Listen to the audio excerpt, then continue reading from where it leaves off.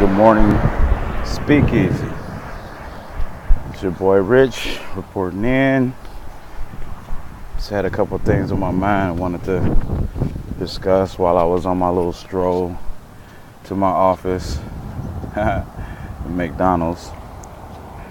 Let's see, I got me a good blunt of that Pacololo.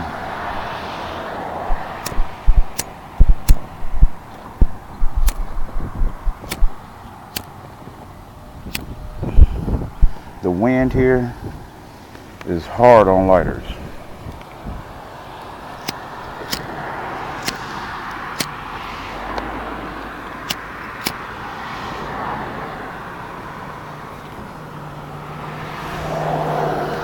So I think that one thing that people don't talk about much is when to and not to take risks. And which level of risks to take when you take them. Everybody talks about, hey, this is the solution, do this, do that, or whatever. But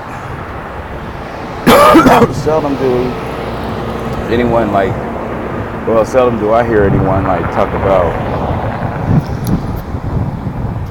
the specific topic of taking risks and how to do so and when to do so, especially. So for example, if you have a family and you head a household and you got to make sure everybody in the household eats, naturally at that point you're able to take less risk than if you're not. When it comes to me, one thing about my life is because of my sometimes bad decision making, I've lost everything and had to start back from zero.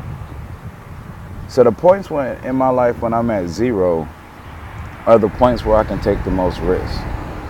I have the least to lose, but for a lot of people, when they're in that position, they're the most cautious because they feel like they have to build from there, and so they're going to be careful.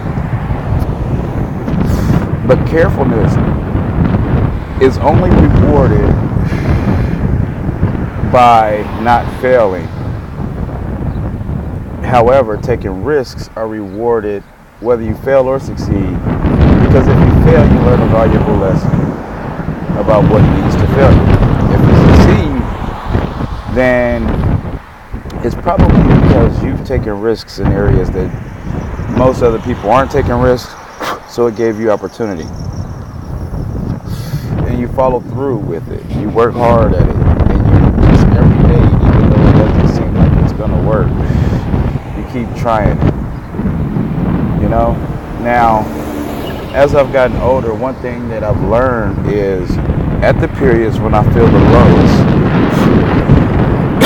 I have to make things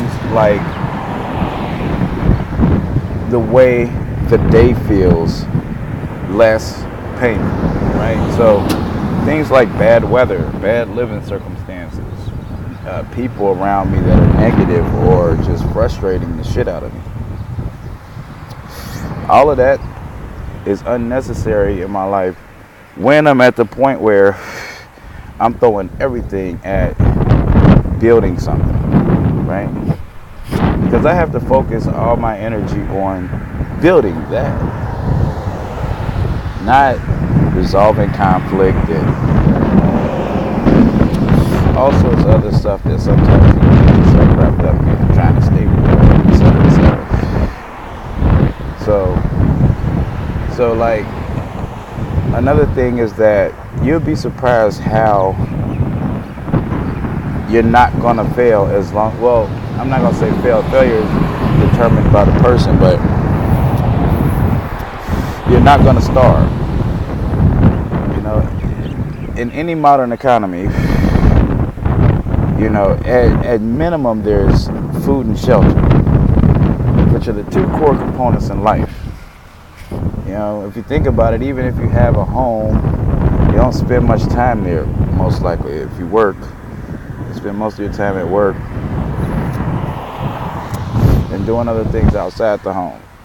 And so home life does give you a layer of privacy and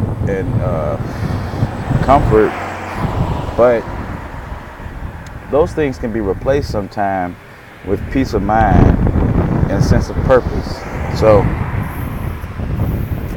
if I find myself in a position where I can't afford to pay rent because for one reason or another all my money is gone essentially, and I need to rebuild and stack money and reinvest and stack money for a period of time, then I've learned to take advantage of things like locations where I can go and not be cold, housing programs and things like that. Society has put all these things in place so that it can take, living or surviving off of your place so you can rejoin and participate in the economy.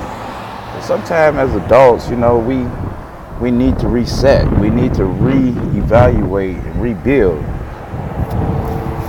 And if society is strong enough to help people through that core essential process so that you can focus on building something and taking the risks necessary to build something that will benefit the economy in all types of ways, like you paying taxes and buying stuff and having mortgages and leases and employing people and all of that sort of stuff. If it take you a year or two,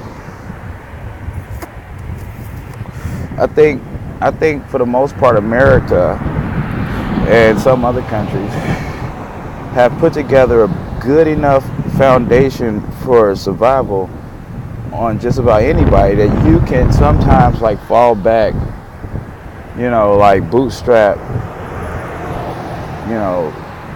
grind it out and rebuild and create something, because in the long run it benefits everybody. That's why society put these things together.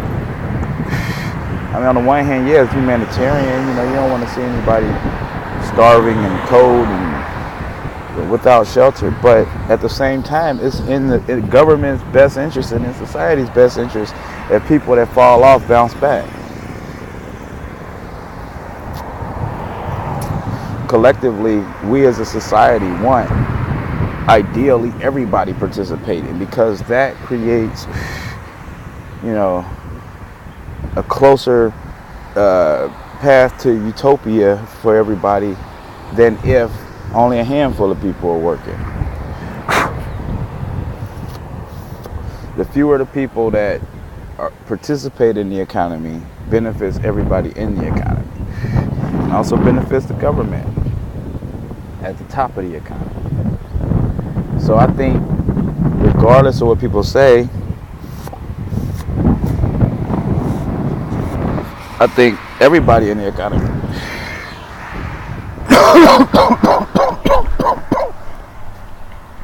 whether they know it or not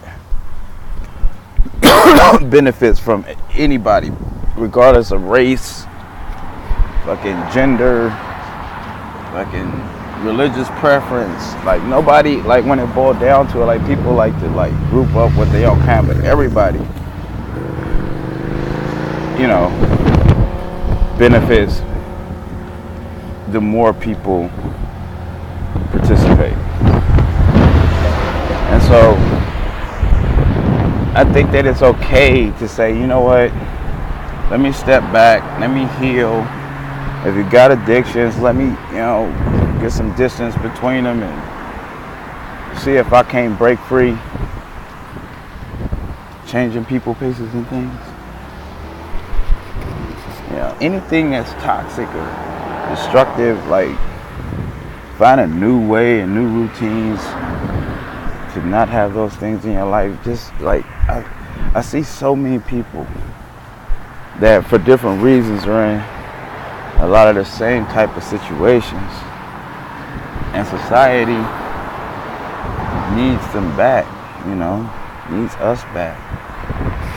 So You know, it's our responsibility not only to self, but to everyone else, that we help make society better as we utilize the resources society has provided to help us heal and recover.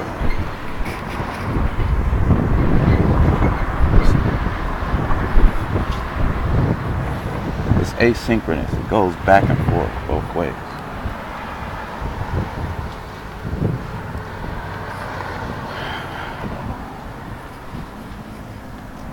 I'm here at McDonald's. Mahalo and aloha.